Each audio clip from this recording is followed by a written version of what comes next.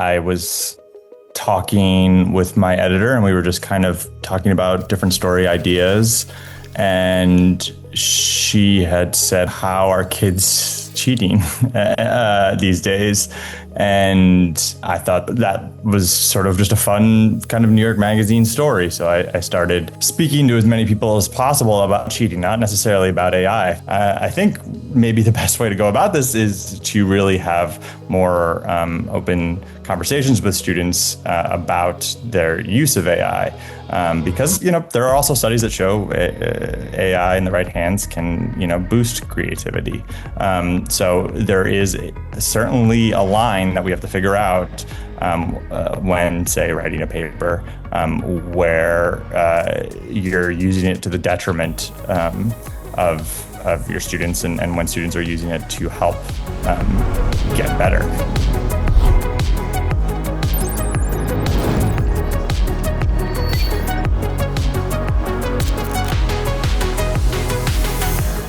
Our guest for today's podcast is James Walsh.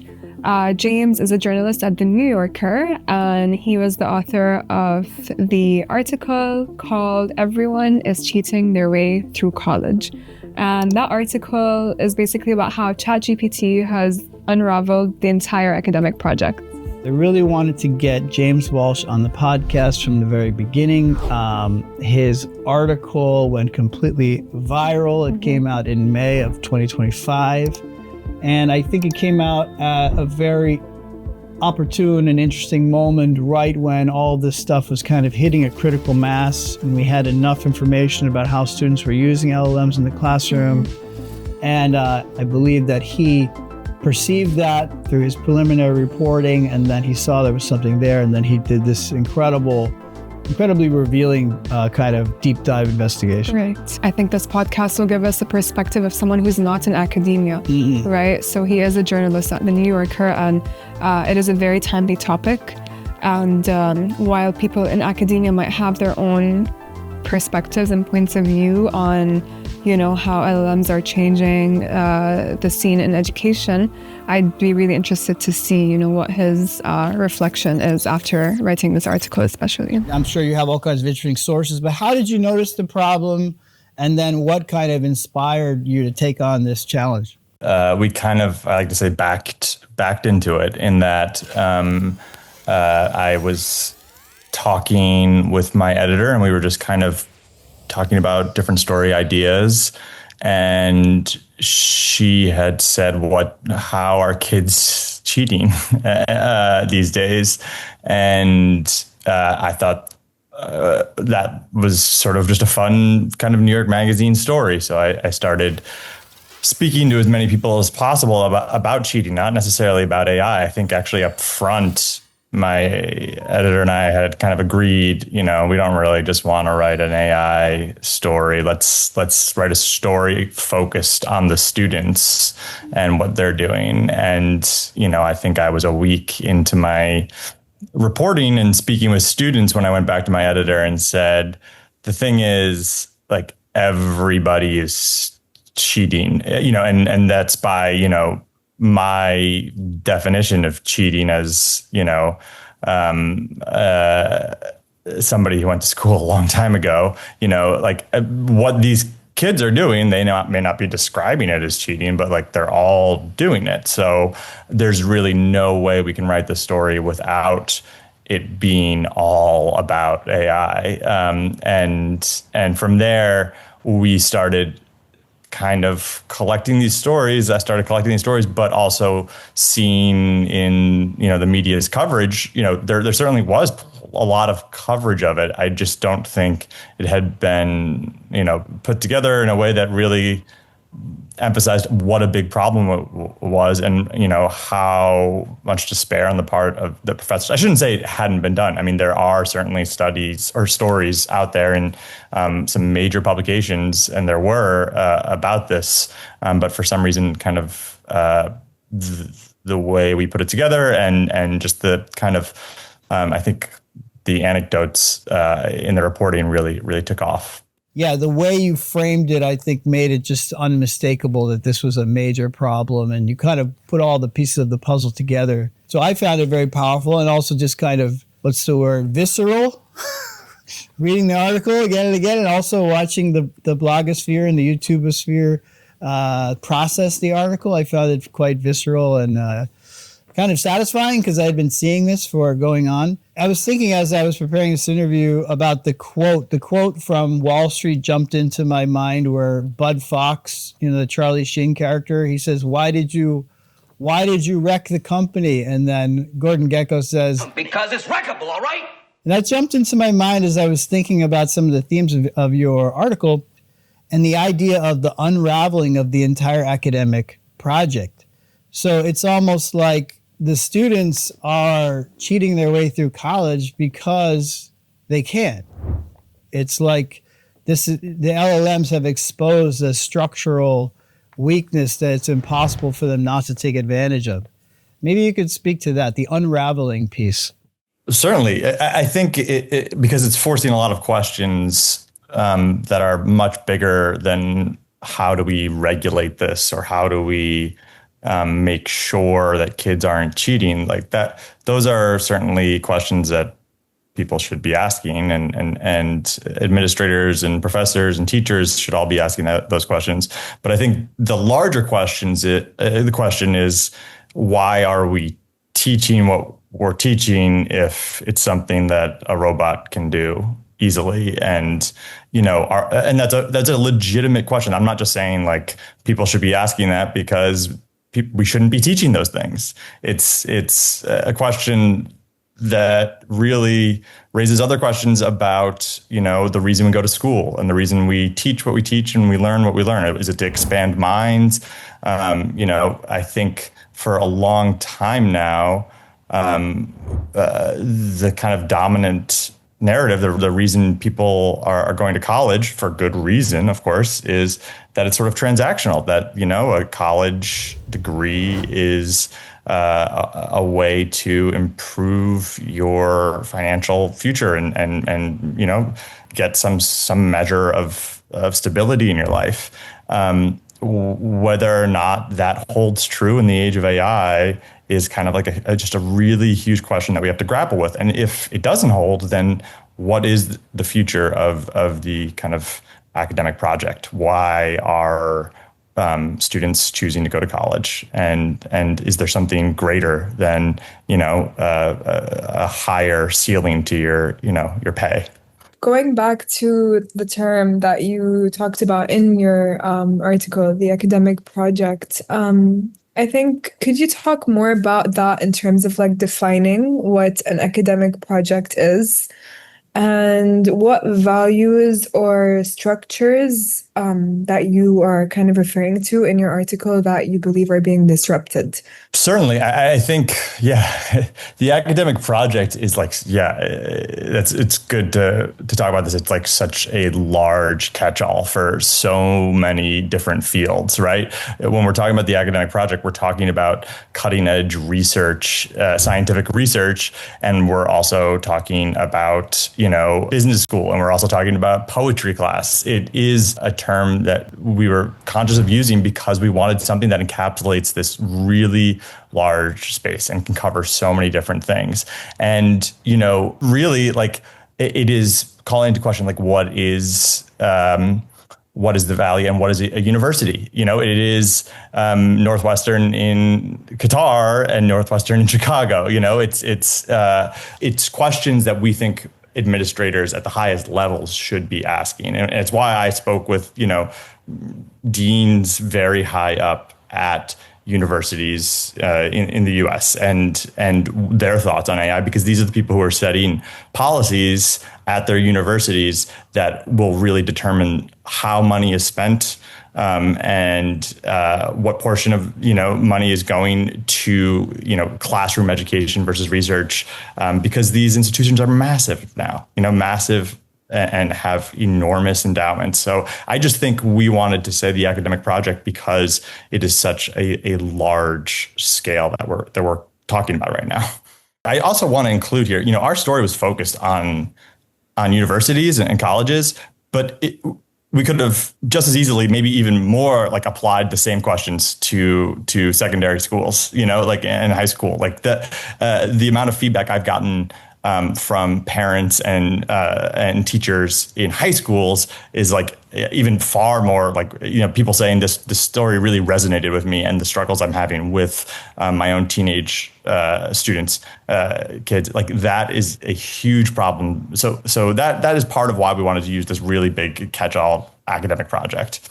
Right. And so since it covers, like a very broad spectrum of like different areas and higher ed specifically, I'm wondering, was there a difference in attitudes towards the use of AI based on, like what students were pursuing, whether it's like STEM or like humanities, in your research and in these like interviews that you've conducted? Certainly. I think AI usage in schools right now, one, the percentage of just students using AI, at least this was true, I believe, back, in May, was higher maybe across the general population than just naturally, of course, younger people are early adopters. But the way they were using it really sort of mirrored the real world, in that you see a lot of computer science majors, a lot of coding, and that's because, for a lot of reasons, I think, AI is better at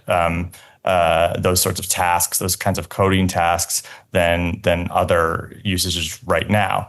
That being said, I talked maybe it could be my own bias as like, an English major journalist writer, that I was really interested in how students were using it to write papers, because I just thought that was like such a novel, fascinating thing that, kind of I understood, like as a college student, as an English major, I would have struggled with, because, I enjoy writing to some extent, or at least I get a lot of satisfaction out of writing, but I'm also a procrastinator. And so I, thought of myself and like whether or not I would be using this technology. And so I asked so many students about how they were using it, if they were using it, and how they were using it on papers. That was just kind of a natural line of questioning for me. Everyone procrastinates with writing because writing hurts, right? The blank page is scary and it hurts your brain. I think that leads quite naturally into a question about cognitive offloading. So we interviewed previously Natalia Kosmina. You may remember, you may have seen her paper that she did at MIT with a team called Your Brain on ChatGPT. And basically, yeah, she coined this term cognitive debt, actually, and more or less frames it as cognitive offloading. And we've seen a lot of and another thing she claims, and I think is obviously true, is that the brain loves shortcuts and seeks shortcuts. And you can see examples like how nobody can remember phone numbers anymore, and nobody can drive around their city anymore without GPS, and so on and so forth. But if that is happening to our critical thinking skills, and certainly, as you say, to the students in K-12 and in college, that could be a scary thing. And maybe we could just talk about that a little bit, the phenomenon of cognitive offloading and where this all might be headed. Yeah, that stuff is super scary. And I think a lot of it is unknown. I'm really curious to listen to that episode because I would love to hear more about the research that's going on. I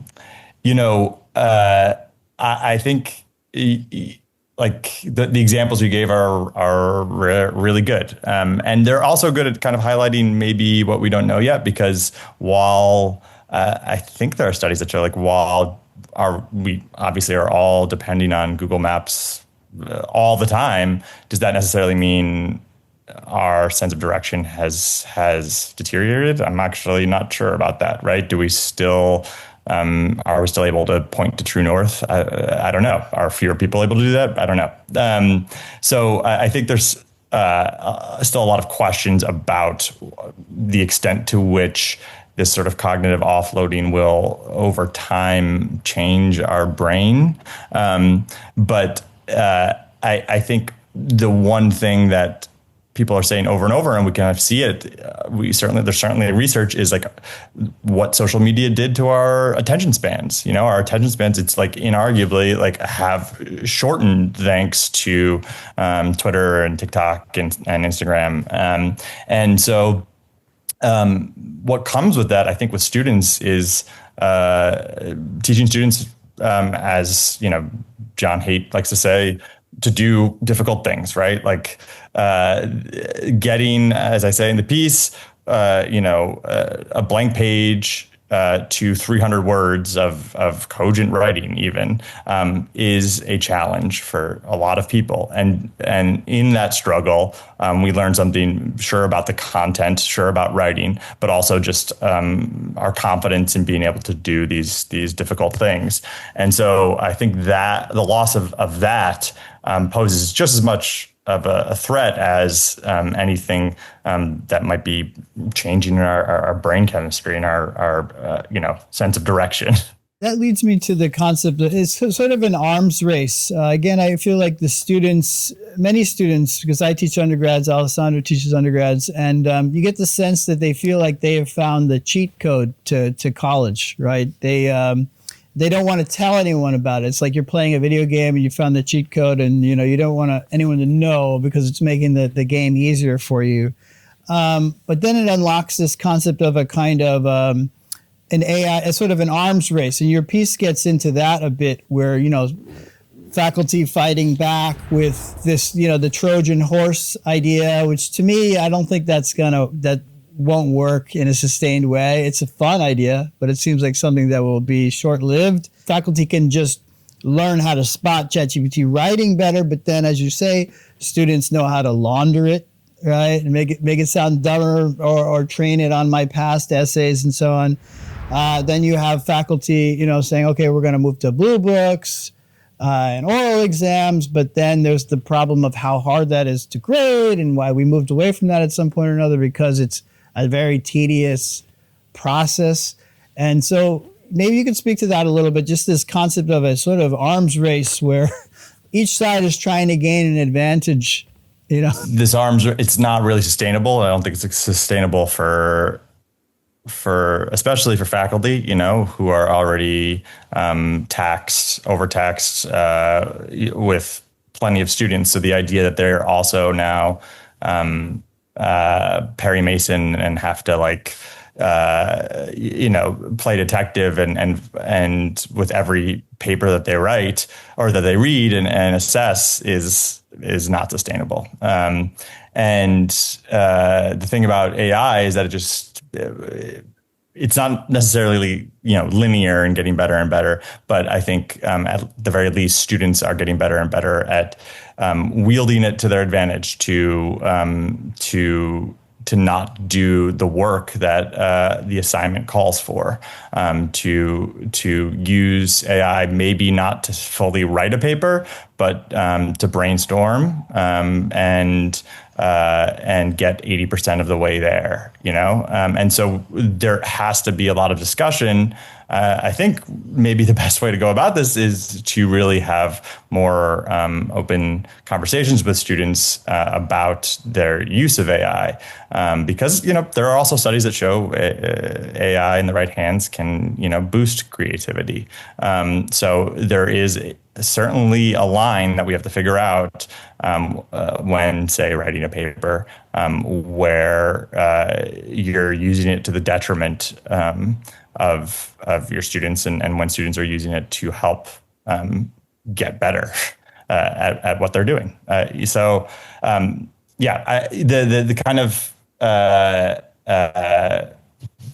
tossing papers into AI checkers to evaluate them, I think you're right. That's really not a winning strategy, and it's not sustainable.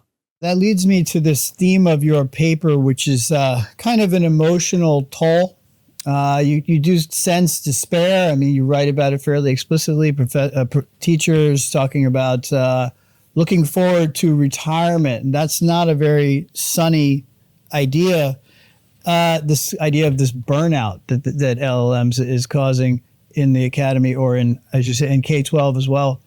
But that leads me to the idea of the Wendy problem. Wendy, as your character, is also very fascinating because you get the sense that she represents the student who wants to do it the hard way, and that almost yearns for a model of education where it's not possible to cheat, because let's face it, she understands at least intuitively that I'm cheating myself. If I did this the hard way, I would, Clay Shirky said in our interview with him that the actual product of education is building of your identity and changes to your long-term memory. And that to me is really spot on. I mean, that's what the actual product should be, not this paper. So a person like Wendy, I guess that, you've changed her name, but she represents the student that yearns for being able to learn the right way, the hard way, the old-fashioned way, but then she's sort of, in a way, trapped in a system where if all of her classmates are using LLMs, she has really kind of no choice but to use them or else fall behind. Maybe you could speak to that, though. I would call that the Wendy problem. Yeah, Wendy was somebody who had walked me through step by step how she uses AI to build or construct her papers. A paper that she estimated would have taken at least a week to write. She did the morning it was due.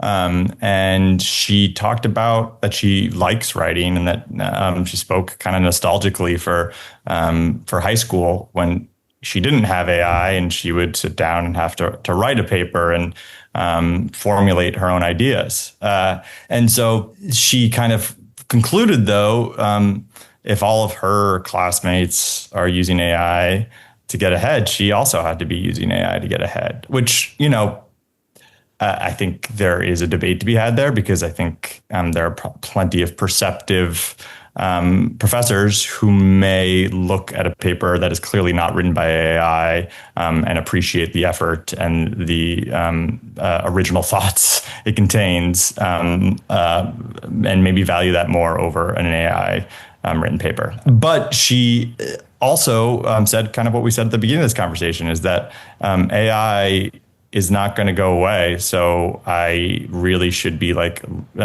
she studies business, she would use terms like leveraging it now because it's a tool that will always be available to me.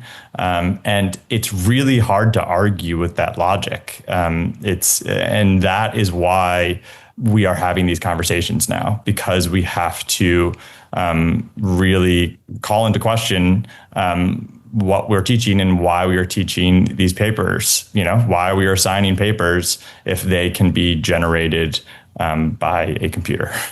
So generally speaking, do you have any kind of examples of, let's say, AI resistant assessments that, you think that should be implemented on like different types of work that students put out in higher education? Like, again, every faculty member has like a preference or like a recommendation or feels so strongly a certain way towards AI. But let's say you were to have a class where you were implementing a certain type of assessment. How would you go about it? Mm-hmm. For the record, I am a magazine journalist. I do not teach. I am not an academic. I'm not an education expert or AI expert. What I know is that I spoke to a lot of people, and I was surprised when I spoke to one professor in California who is an AI.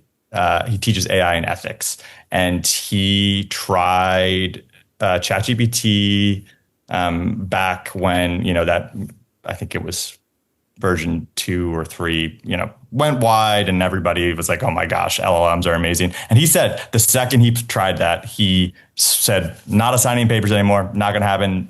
I don't want to be dealing with it, and just immediately switched to orals. And I was kind of expecting that to be a pain for him, that he like did didn't like it, and he said it's been great. He said, of course, something is lost, and I understand that too. As somebody who prefers to write, I chose writing and not, speaking as my profession, and so you certainly lose something from that. But he gets one-on-one FaceTime, with his students, and he gets to watch them kind of work through these ideas right there in real time, gets to understand how much preparation they've put in. And, that's not an option for every professor. Like, I can't imagine doing that at a massive university with a, huge class. But I think it's at least something that is certainly AI proof. Whether or not you have to have a more dynamic approach with, papers and orals or handwritten exams, I don't know, and I'm gonna kind of defer to people who are in the trenches. Definitely. Like, I know that you're not an educator in any shape or form, but my question was more of like, if you were to, Right. given that you're a writer and given that you are like you've done it the traditional way. Mm-hmm. I've done it the traditional way, and I graduated a couple of years ago, so this is like very new to all of us. You have all these tools that detect as well, like if things were written by AI or not, and that doesn't only go for like educational submissions per se. It could be, I don't know, some news outlet out there that also utilizes AI to write their content. Who knows, right? There are. Yeah. And it could be for paraphrasing purposes, like it doesn't have to be, I'm not referring to like articles that are fully written by AI. Right, it could really be for like paraphrasing or just polishing up a piece that you've written. But yeah, I guess, yeah. I was just curious to know, like, if you were to give a class, how would you go about it? But I think I of course, I picture, I've thought about this, and I think the most important thing I would do, I spoke actually with a woman named Denise Pope, who is sort of like one of the goats of like cheating in general before AI. She studies at Stanford, she studies cheating, and she emphasized kind of the relationship between teacher and student, and explaining upfront, on the first day, the importance of the work you're doing, and how cheating, it's such a cliche, you're only cheating yourself, whatever, but like the way that cheating takes away from that. So I think those conversations up front, so like day one, that would be part of my curriculum. And then I think I would talk through AI usage, right? From there, I think I kept on thinking about a high school English teacher I had who was like, back then he has since passed, he's great, but he was so old even when he was teaching. And he would give us these like hand written exams that they were just reading exams, and they were literally, you had to like he would be like, this word was missing from a sentence from the reading, and you had to fill it in. And it was just something that was just a way for him to monitor. It seems like so old school and actually kind of draconian, but like was really helpful to me because it put the fear of God in me to always like do these readings. And, ultimately it wasn't that hard. It was, an obvious word missing from a sentence. If you had done the reading, it'd be easy. So I kept on thinking about that and kind of ways you can map that on to your assessment. And I don't know if that's blue books. I don't know if that's orals. I don't know if that's like, really, unique writing assignments that make it kind of AI proof assignments. I think all of this is a huge tall order for teachers. One theme that is emerging from our interviews is a kind of nostalgia for the old ways. Clay Shirky kind of argues for going back to the Middle Ages in a sense, were some of the best things about education in those days. And I recall in that conversation, we talked about the movie The Paper Chase, which is from like 1973, and it's about Harvard Law School in those days. And you see that way that they, similar to what you were just talking about with your teacher, they cold call on the students, and you never know when so you come into class and you're supposed to have read these legal cases, and the professor can cold call you at any moment and you can be completely humiliated. That's actually how the movie starts, is like one of the students just gets like scarred for life and humiliated. But it's interesting. So there's kind of a nostalgia for that in a sense. I kind of want to switch gears and just talk about Roy Lee, because he is a real person. You didn't change his name. He went on to start a company, with I think $5 million in funding. His mindset is very interesting. He's an undergrad, so we can't fault him so much. But I think that his mentality mirrors that of some of the more cynical CEOs that we hear, like on CNBC and so on, talking about the future of one-person companies, zero-person companies, other CEOs saying, and I think it was Reid Hoffman, maybe that's not fair, maybe it wasn't Reid Hoffman, but somebody said recently, humans are the liability to companies, so the future are businesses minus the liability of human work and so on. So maybe you could just speak to that, this cynical vision for the future of work. This is something I've been thinking about a lot recently. There is this idea that college students and Gen Z may be the first to go where we're all headed. And you can see that in the labor market now, where the one very small sector of the labor market that is showing some change, and because of AI and automation, is coding. And like I talked about earlier, I talked a lot of computer science majors who depended heavily on AI, and I believe Roy Lee was a computer science major at Columbia. And it's sort of the same thing where I talked to computer science professors who were frustrated beyond belief with their students who were using AI to code. And AI is very good at coding, but it still makes mistakes.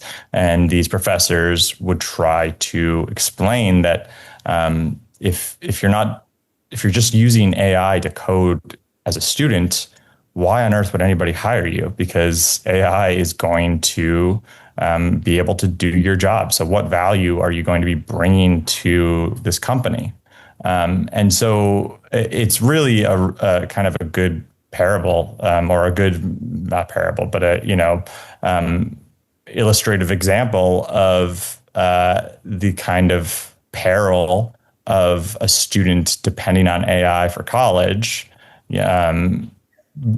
suddenly entering the workforce and realizing, one, what skills do I have? And two, they're going to be competing more and more, especially in white collar jobs, with AI. And it's a scary thought. And it's one that is really a medium and short term problem, I think, that we're going to be confronting. Have you noticed the theme, though, and maybe this is something more like in the culture of a cynicism, again, about like an indifference to humans not having work, or people not having work? Have you seen that a bit? Like, in other words, it's coming out of the tech bros, to be fair, out of Silicon Valley, but it's almost a narrative. And Roy Lee kind of embraced that. Again, I want to go easy on him because he's an undergrad, but not so easy on the more experienced, seasoned Silicon Valley CEOs. So beyond the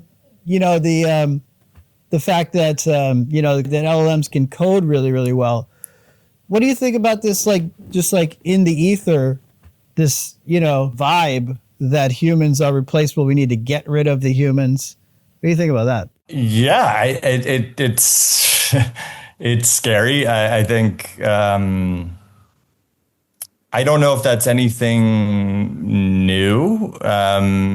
It's the same kind of entrepreneurial attitude that started in the Industrial Revolution. Brian Merchant's Blood in the Machine is really a great read if you haven't read it. But it's about, you know, the Industrial Revolution, and the themes are shockingly, you know, resonant and map onto today, and the attitudes about workers and labor, and the attitudes of entrepreneurs and factory owners. The huge question we're facing now is, how are these technologies the same, and how are they different?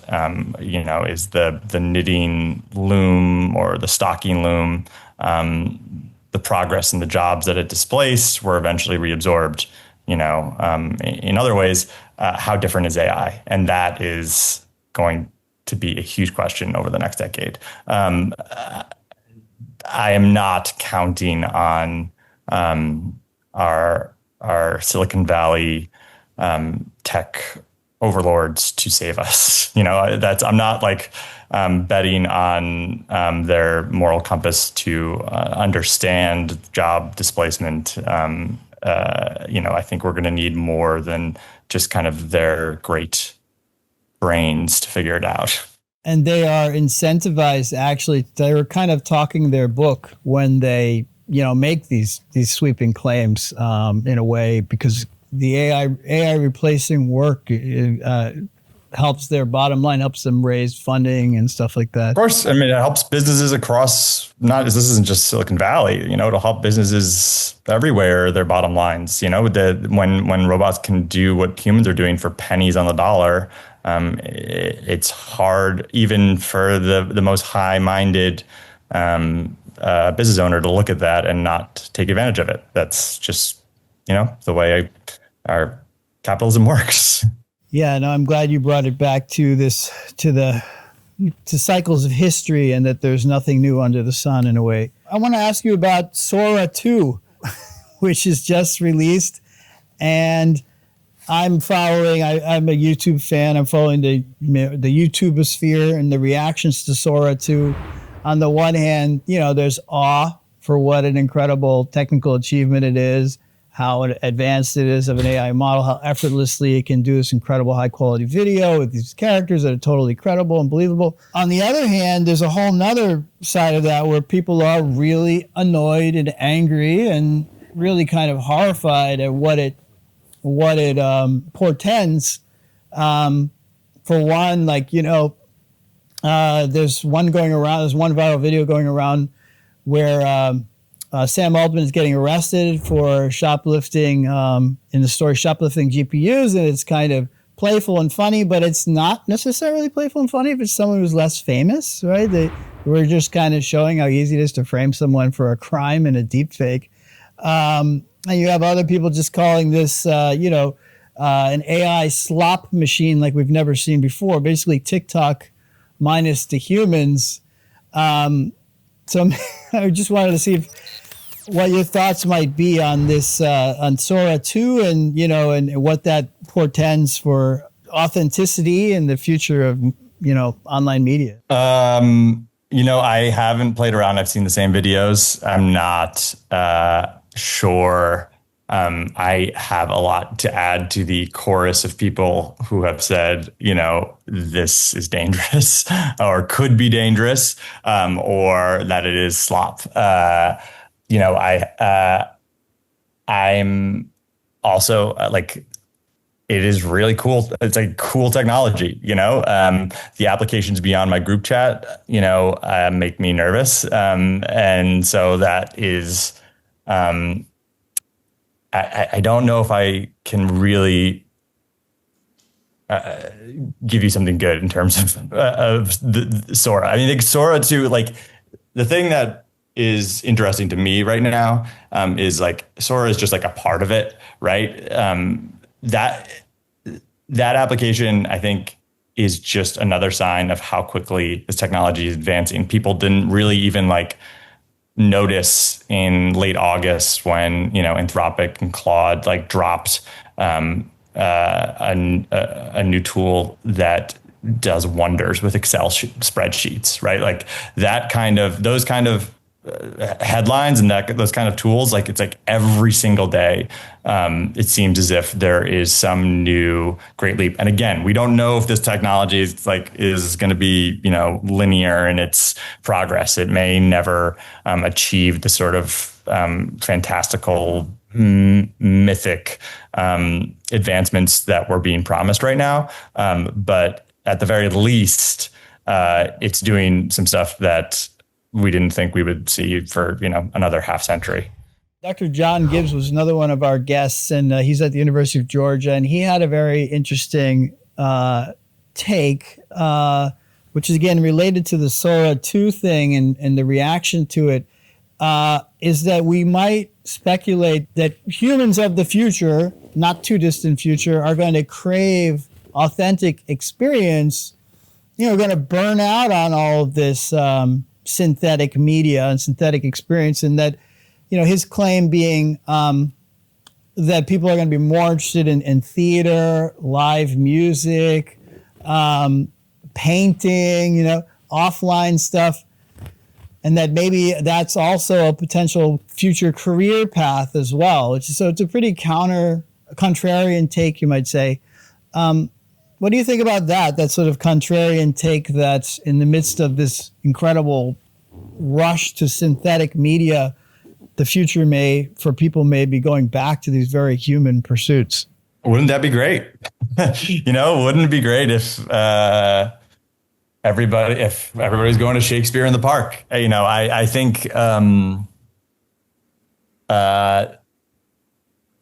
that's an optimistic view, and I think in the arts and artists that may very well be true, but it's still it may be true, but it still doesn't change the fact that there are basic jobs and necessities that will soon be met using AI and so-called, embodied AI in a way that I don't necessarily think we're prepared for. And so I would love a return to the arts. People are talking about a return, to the trades as well. But I don't want to start, making great predictions about what's going to happen.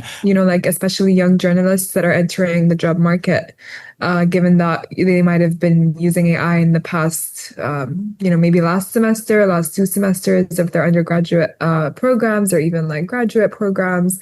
Have you encountered any, young journalists that use it in their practice for different purposes, or is it still not that kind of evident in the real world of being a journalist? Oh yeah, I mean, it's definitely out there, and there are some really great applications. There's some really great uses. I can speak personally. There have been a few tasks where I've been really proud of myself, where I'm oh yeah, this is exactly what what people are talking about.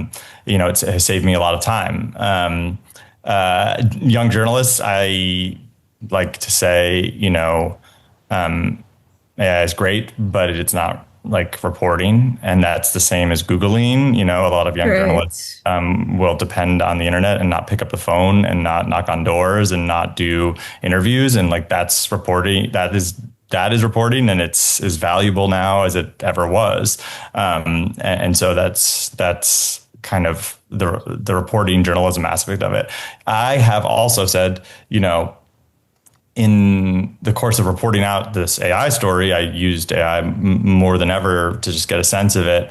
And I was surprised by how, it's certainly not going to produce a magazine story, but what it can do writing is if I throw in 2 paragraphs and say hey, I'm having trouble with this transition, can you offer some suggestions? And I did that once, to see, and I was surprised by how good it was. And I am now, I avoid it like the plague, because I am old enough to know the satisfaction I get from toiling in a Word document, and I really don't want to lose that. Like, I don't want to lose that part of my brain. I do not think, honestly, that 18-year-old me is like strong enough to resist that temptation. And so I'm very glad I didn't have access to it, because there's just a lot to be gained from actually being like, oh, I came up with this 100% on my own, and it's working now. It's finally working. Like, these lines are clicking. Well, this has been a awesome conversation. I just want to ask one final question. What has changed or become clearer or even murkier since the article came out? Has the situation in academia gotten worse, gotten better? Have you observed any trends in the last 5 months? And relatedly, do you have a follow-up piece in the works, or are you going to continue to follow up on this topic since you cracked it wide open in May?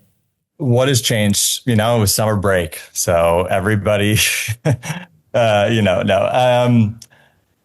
I was very surprised by the reaction that we got to this story. It seemed to be everywhere, and a lot. I heard from. As kind of an academic outsider, I was nervous when we published it, and the response I got in my inbox and elsewhere, was overwhelmingly positive and seemed to resonate with professors. And I spoke with professors who were really excited this fall to come back and have these conversations, both with their colleagues and with students. I heard from professors who were inspired to switch things up in their own classrooms. So that was sort of anecdotally really great to hear. Like we talked about the past 5 months, like AI has made so much progress that these questions are more important than they were even 5 months ago. There's been some conversation recently about this, are just overall literacy rates, because we can't really talk about this without talking about literacy and attention span. So I'm very interested in where that's going. Kind of a joke among some of my peers was that well, our job is safe because college students will not know how to actually do work. But, we very much need people to know how to read for journalism to matter. And so I'm personally invested in literacy rates. I'm not sure about follow-ups at this point. But like I said, I'm super interested in where this goes after graduation, what happens to job markets and labor markets as corporations start adopting some of this technology and incorporating it into their workflows. One quick follow-up on that. From reading between the lines, from watching your other interviews and reading your article pretty closely, it sounds like you do not value AI literacy that much. I think that you are valuing, true literacy, old-fashioned literacy, reading, writing, critical thinking. But there is in the ether this idea of an AI literacy, which is, how well, quickly, fluently can you use the tools, get effective, useful outcomes from the tools. Maybe what do you think about that? It's obviously very important for us as a society and for kids to be able to use technology and understand them as they get older. And I think my problem is more as when that becomes a crutch for people in power to kind of welcome technology and not talk about boundaries and not kind of set policies. And a lot of that, there's been some really great reporting about how some of these huge tech companies have influenced campus cultures. And so I guess I'm resistant to the idea of the dean saying well, it's people are going to be using AI later on in life, so they have to be able to use it now.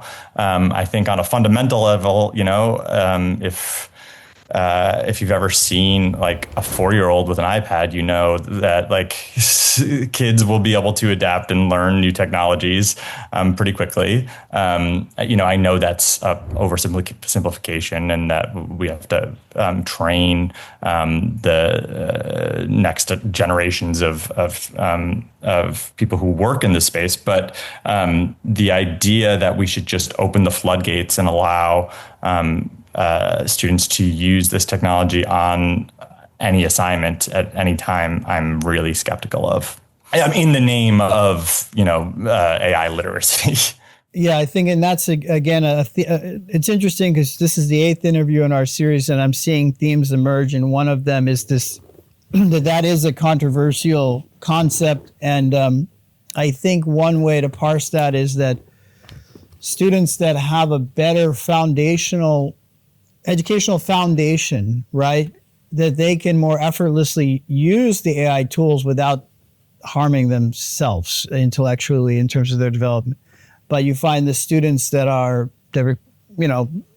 coming from more disadvantaged backgrounds, schools that are not as advanced, and so on and so forth, they're the students who are harmed most by skipping the hard part, right? Skipping ahead.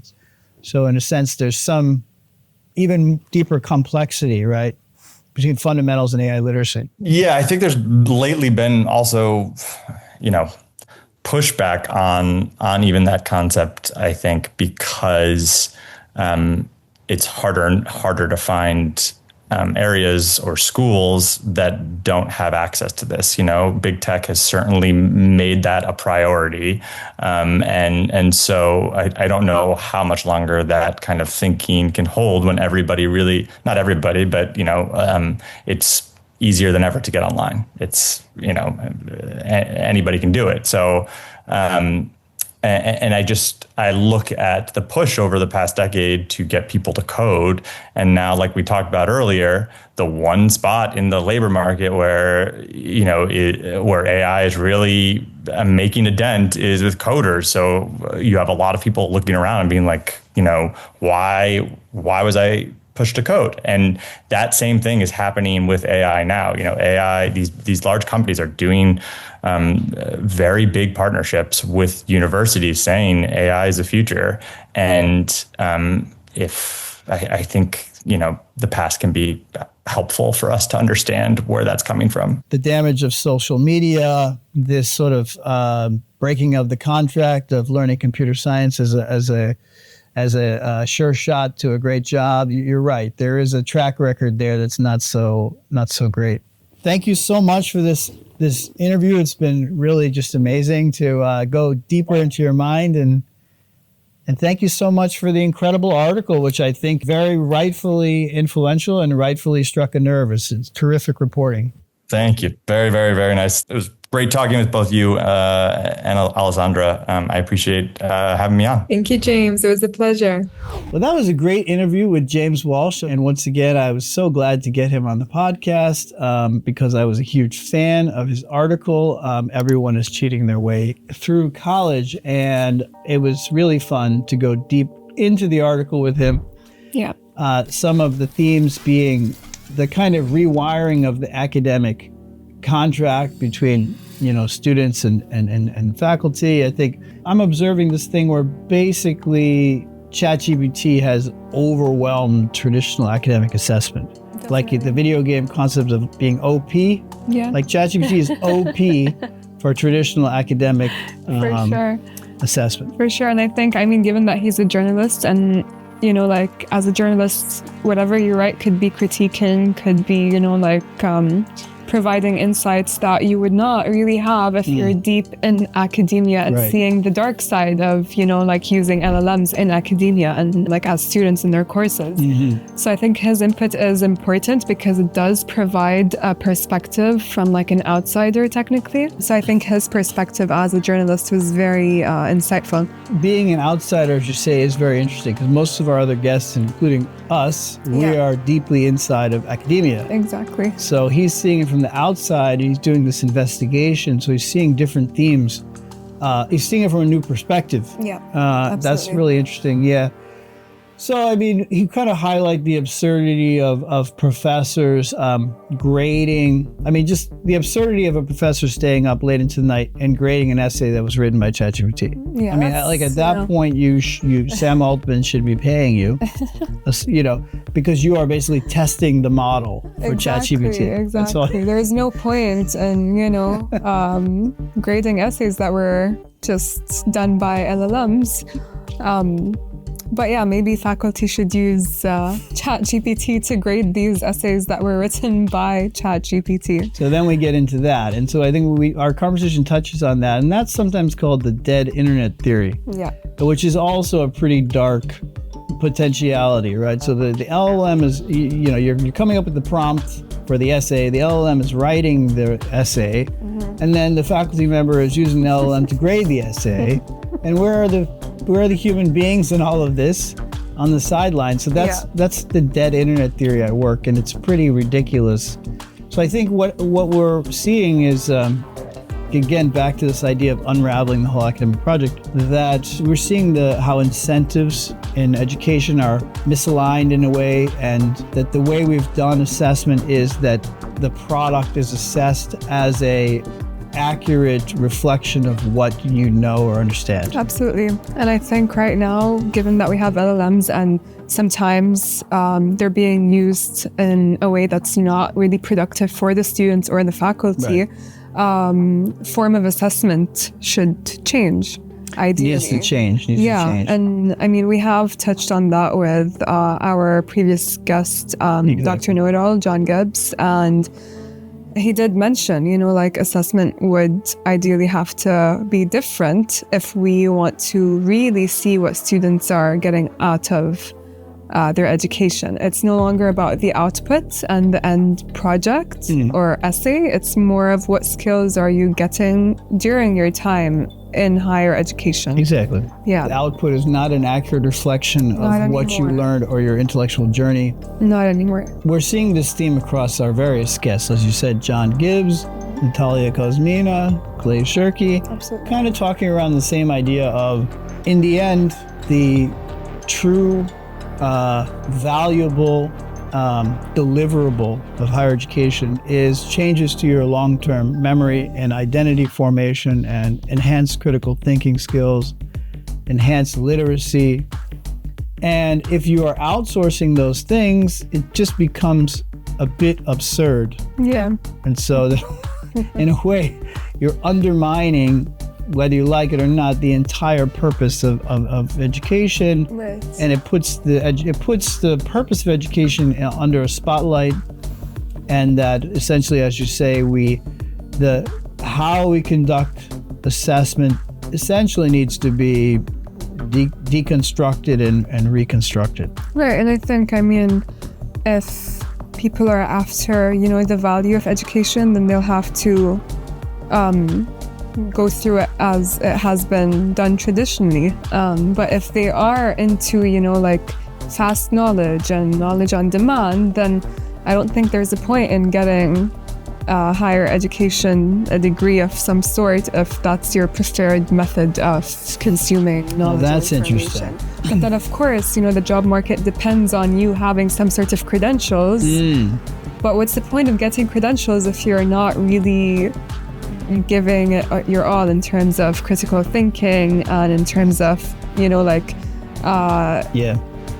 being the full owner of a project or an essay from A to Z. That's really interesting. Yeah. So for the credential to actually matter, the assessment has to be legitimate. Absolutely. And if you have a grade inflation off the hook, combined with essentially an undeniable pattern of students basically outsourcing a lot of the work, some substantive part of the work, to LLMs, then that whole system is broken. Yeah.